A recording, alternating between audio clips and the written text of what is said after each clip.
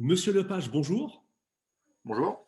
Je vous reçois en fait pour ce livre que vous avez commis aux éditions Passé Composé, La bombe atomique d'Hiroshima à Trump.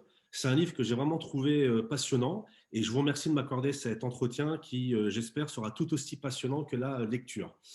Ma première question sera vraiment très simple. Pour quelles raisons avez-vous décidé de travailler sur le sujet explosif de la bombe atomique?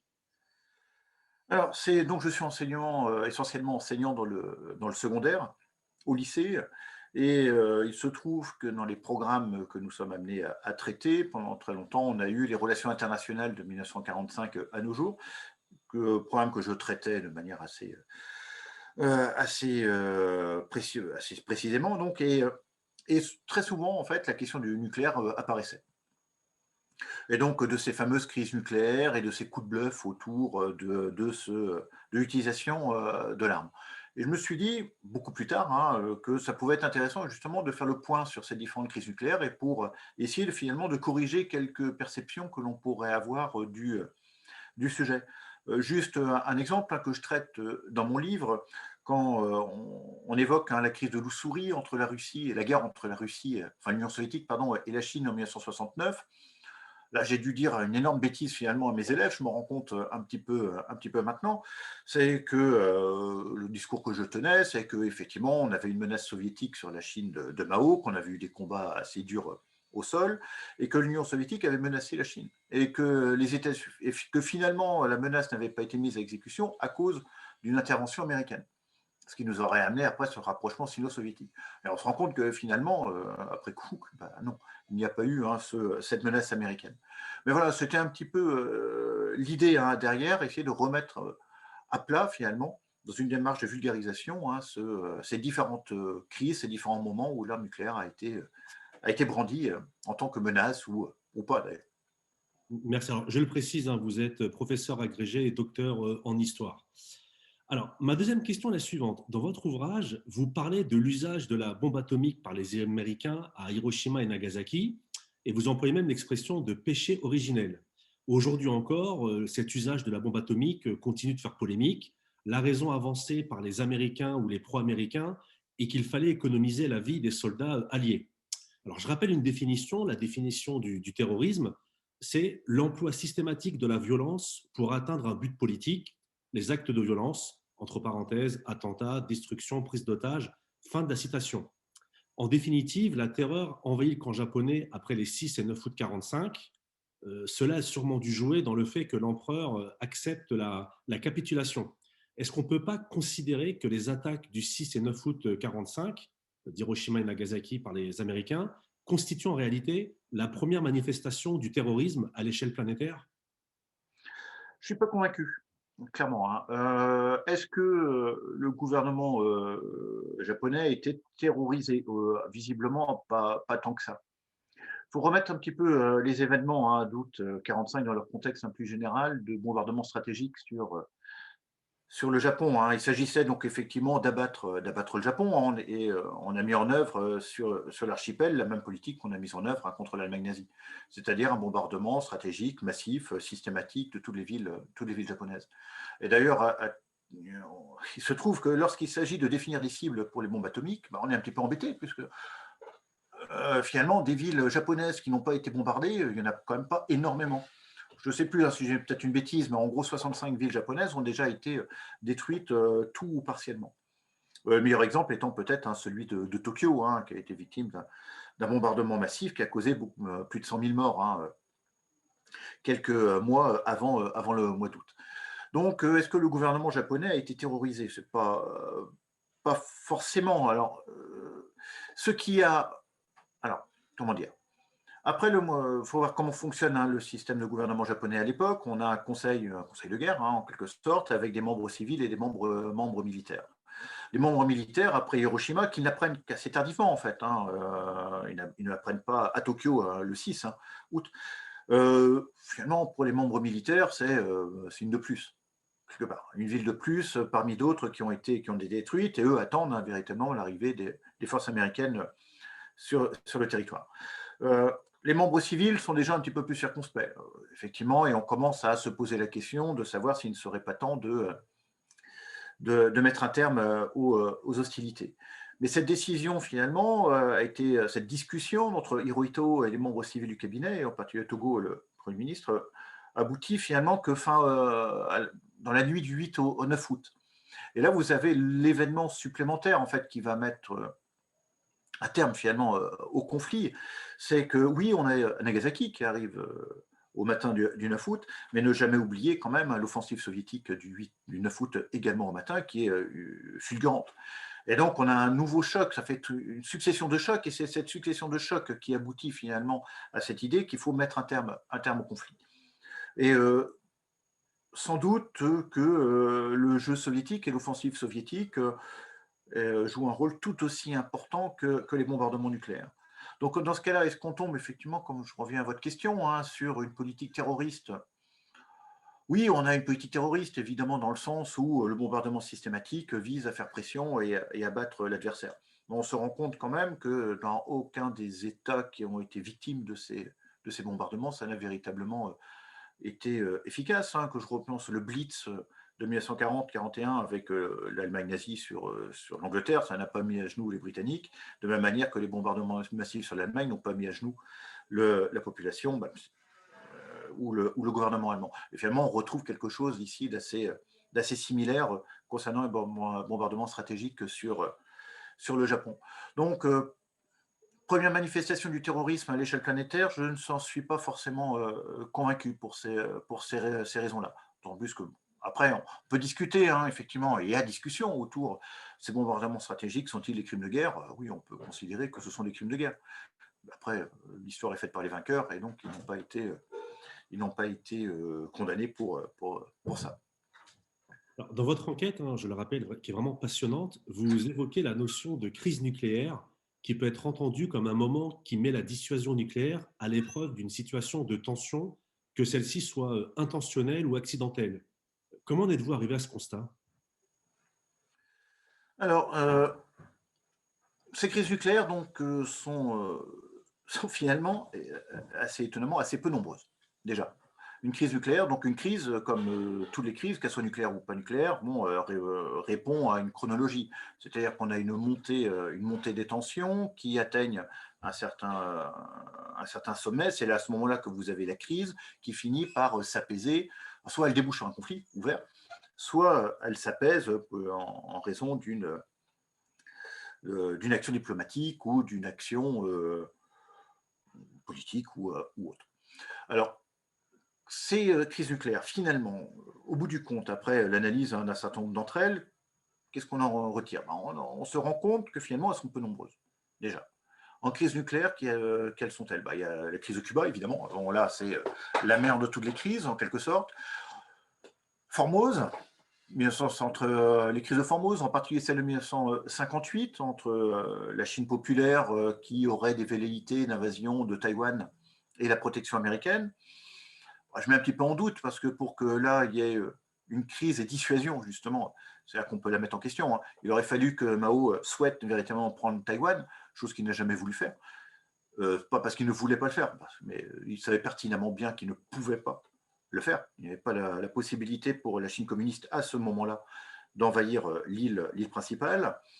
Et l'autre grande crise, c'est celle de Kargil, hein, entre l'Inde et le Pakistan, entre 1999 et 2002. Donc maintenant, est-ce que cette dissuasion est mise en valeur? Est-ce qu'elle est mise à l'épreuve? Oui et non. Enfin, c'est très compliqué, en fait, cette question de la dissuasion, parce que vous allez avoir des personnalités qui vont vous dire oui, je pense à la Corée, par exemple, hein, la guerre de Corée. Oui, il n'y a pas eu d'explosion de la Troisième Guerre mondiale parce que nous avons fait pression, et c'est Eisenhower et John Foster Dulles qui le disent, nous avons fait pression sur la Chine et sur l'Union soviétique, et donc nous les avons dissuadés d'attaquer. Si je prends Formose, pareil, c'est Eisenhower encore lui, la Chine n'a pas attaqué parce que nous l'avons dissuadé de le faire. Et finalement, au bout du compte, à combien de fois est-ce que ce principe de dissuasion a-t-il vraiment été mis en application et mis en œuvre? Peut-être Cuba. Et encore, c'est à discuter, puisqu'aucun des deux protagonistes n'a jamais souhaité arriver à ce moment ultime. Oui, certainement. Par contre, oui, là, on le peut entre l'Inde et le Pakistan, il y a eu une retenue, il existe une retenue, mais ça, on aura peut-être l'occasion d'y revenir plus tard, qui peut effectivement être mise en avant du fait de cette, sur cette question de la dissuasion. Mais alors, est-ce qu'elle est mise à l'épreuve? Finalement, bah, on se rend compte que bah, pas tant que ça, justement, le principe de dissuasion. À aucun moment, les enjeux vitaux d'un pays ou de l'autre, si ce n'est, je fais abstraction là clairement de l'Inde et du Pakistan, n'ont été mis en valeur, n'ont été mis en danger. Donc à aucun moment, la dissuasion, finalement, n'a eu à s'appliquer. Oui, en fait, vous me tendez la perche pour mon autre question, c'est que ce qui est intéressant, il y a une espèce de paradoxe de la bombe atomique ou de la bombe nucléaire, c'est que après la Deuxième Guerre mondiale, les vainqueurs ont parlé d'une période d'apaisement. Pourtant, l'histoire depuis 1945 montre et démontre que la situation mondiale n'a jamais été véritablement apaisée. C'est-à-dire que la bombe nucléaire n'a plus été utilisée, mais par contre, elle n'a jamais empêché les conflits d'éclater. Qu'est-ce que vous pensez de ce paradoxe? Non, tout à fait. Alors c'est le paradoxe qu'on appelle de stabilité-instabilité qui a été présenté hein, par un historien américain, Glenn Snyder, en 1965, qui montre effectivement que la bombe atomique n'empêche pas la guerre. Loin de là. Par contre, elle va avoir comme conséquence qu'on va multiplier hein, des conflits limités. On va se mettre. La guerre de Corée est un exemple parfait hein, d'une guerre limitée du fait de la non-volonté de Truman d'utiliser la bombe contre la Corée et la Chine. D'ailleurs, ils auraient été bien normal de trouver des cibles. D'ailleurs. Et cette stabilité, la crise en Corée, hein, justement, c'est elle que je faisais, cet aspect que je faisais référence tout à l'heure, entre l'Inde et le Pakistan, on est clairement là-dedans. Les Pakistanais comme les Indiens, et les Pakistanais surtout, qui sont, semble-t-il, un peu plus agressifs au niveau du Cachemire en particulier, savent très bien jusqu'où ne pas aller. Et puis on va utiliser d'autres moyens que le moyen militaire brut pour déstabiliser l'adversaire.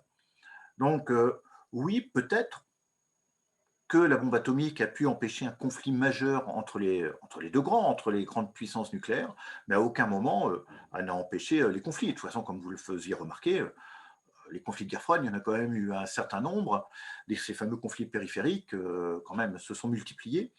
Mais voilà, on peut évoquer à l'occasion, mais là, souvent, c'est un message politique, diplomatique, on peut évoquer l'utilisation de l'arme nucléaire, mais c'est plus pour marquer certainement une limite à ne pas dépasser et cadrer quelque part ces conflits qui se multiplient. C'est un peu comme ça que je le perçois. Très bien, merci. Alors, vous notez que la bombe nucléaire n'a plus été utilisée depuis 1945, et c'est vraiment un point sur lequel vous insistez, car vous dites chacun a véritablement conscience des dangers qu'elle représente si elle venait à être utilisée.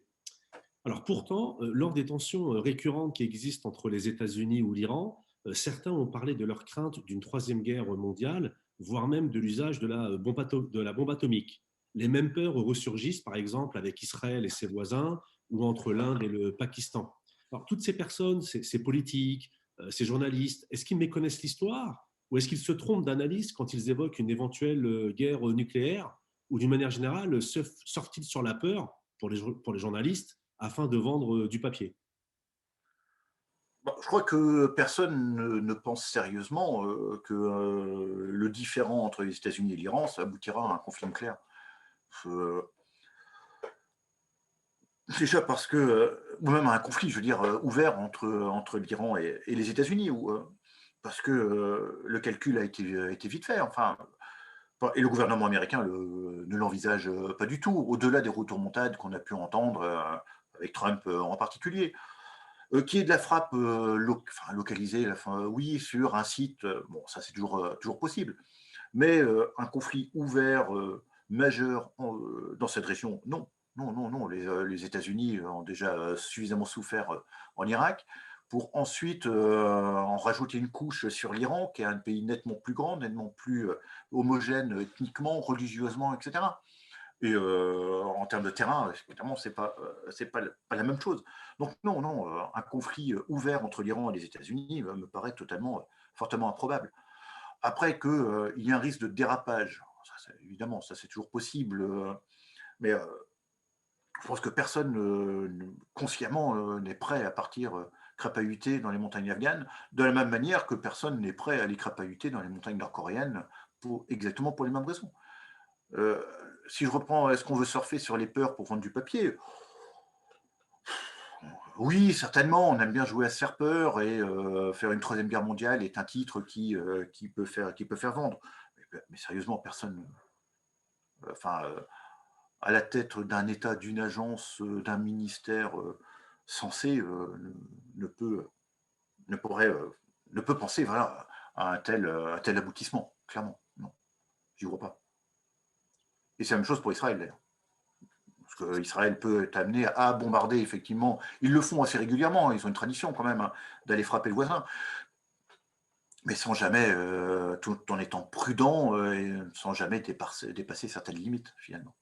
Alors justement, pourquoi ces limites sont pas dépassées? C'est juste parce que on estime que si elle était utilisée, le danger serait vraiment ben, trop prégnant, trop.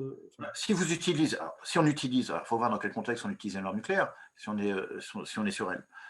C'est une arme de dissuasion, point. Comme je l'indique à un moment, on a le concept de non-use, enfin ce qu'on appelle non-use, c'est-à-dire de non-utilisation en premier qui se met en place et qui s'accompagne, hein, de ce concept de tabou. On ne doit pas utiliser. On a un tabou sur l'utilisation en premier, je précise bien, hein, en premier de l'arme nucléaire. C'est-à-dire qu'on doit être dans une posture la plus crédible possible, qui fait dire à l'adversaire potentiel que si tu m'agresses et que tu atteins mes organes vitaux, mes intérêts vitaux, oui, je suis prêt à répliquer par cette arme nucléaire.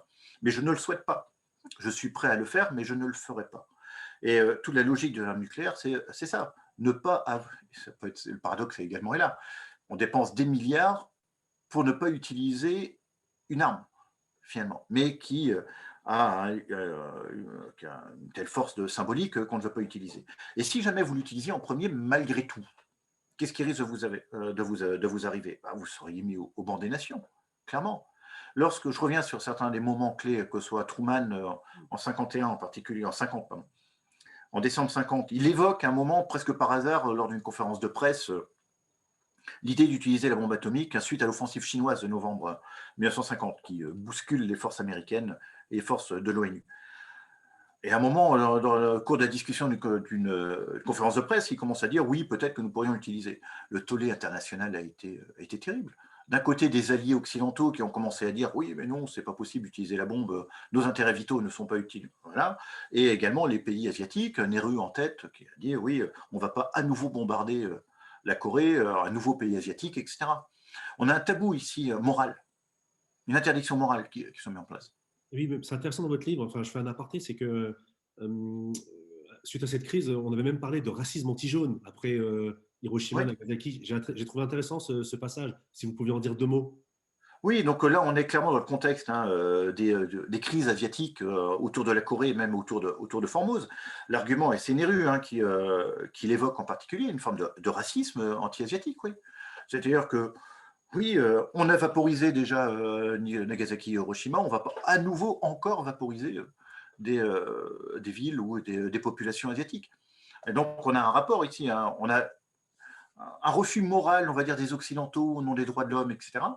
Et on rajoute effectivement pour un certain nombre de populations et de chefs d'État de pays qu'on appelle du tiers-monde, hein, puisqu'on est après Bandung en particulier, enfin pour Formose, voilà cette idée d'une dimension raciale que les Occidentaux ne vont pas à nouveau frapper un pays asiatique qui a déjà qui a déjà beaucoup souffert finalement de, de l'arme nucléaire et de ces bombardements. Vers la fin de votre ouvrage, vous rappelez donc les théories relatives à l'usage de la bombe atomique et vous évoquez les pessimistes et les optimistes. Est-ce que vous pourriez en dire deux mots maintenant, s'il vous plaît? Oui, alors quand on parle ici de la dissuasion nucléaire et de la prolifération et tout ce qui va avec. Bon, il semblerait que dans l'école des relations internationales, on ait, pour schématiser, hein, deux écoles, oui, d'une certaine manière, deux points de vue en tout cas. On a celui hein, qu'on appelle des réalistes optimistes, qui vont dire que bah, finalement, en rapport avec la prolifération hein, en particulier, bah, finalement, si on n'a pas eu de guerre pendant la guerre froide, déjà, que cette guerre froide n'est pas devenue chaude, et que si elle n'est pas devenue chaude et même très chaude, c'est du fait de l'arme nucléaire. Et que donc la prolifération ne serait pas une mauvaise chose. Et pourquoi la prolifération ne serait pas une mauvaise chose? Parce qu'elle oblige les chefs d'État à la retenue. C'est un petit peu ce que disait le général Poirier la fin des années 60, qui est un des pères de la doctrine militaire, enfin stratégique française, qui est parlé de la vertu rationalisante de l'atome. Il part du principe que voilà, quand vous êtes un chef d'État, bah, vous vous habillez en chef d'État, en chef de guerre, et que vous avez conscience des risques que représente l'utilisation de cette arme, et ce fameux tabou et ce no-news en premier, etc.